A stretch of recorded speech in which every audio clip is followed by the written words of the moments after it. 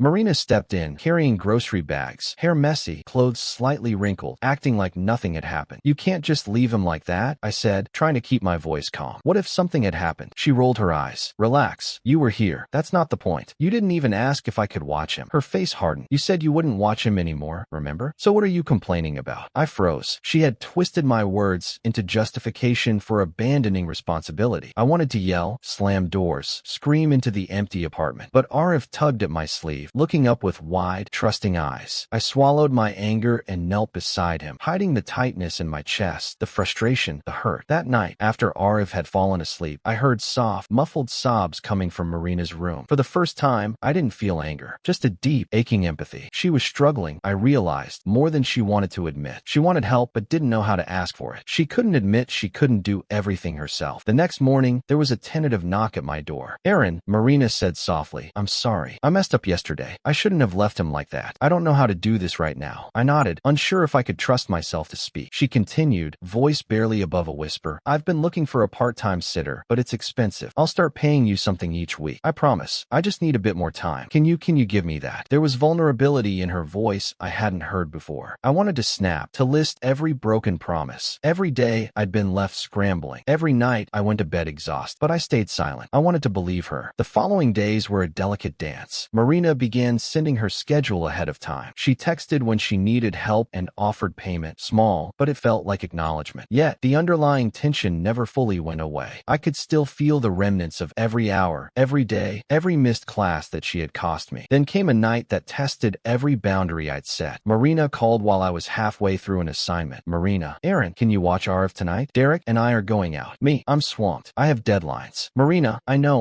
I'll double it, please. Just tonight. I hesitated. My exhaustion pressed down like a physical weight. But I realized this wasn't just about money anymore. It was about respect, boundaries, being seen. Fine, I typed reluctantly. That night, I fed Arv, read him stories, changed him into pajamas, and finally tucked him into bed. My phone buzzed repeatedly with messages from Marina, little updates about her night, laughing emojis with Derek, nothing acknowledging what I had given up to be there. When they returned, Marina's laughter carried through the hallway. She barely glanced at me. Thanks for doing that, she said, dropping her bag casually. I snapped. Do you even realize how much I've given up for you? For him? Every class, every friend, every single day, I've been invisible because of this. And you treat it like nothing. Derek shifted awkwardly in the corner. Marina froze, her eyes softening for a split second before hardening again. I didn't mean it to feel like that, she murmured. I know you didn't, I said, calming myself slightly, but it does. And I need you to see it. I can't keep doing this unless you mean it. Scheduling, paying me, asking me first. Otherwise, I can't. I just can't. For a long, tense moment, no one spoke. Then Marina stepped forward, her hand on my shoulder. Okay, Aaron, she whispered. I hear you. I'll try. I promise. The end.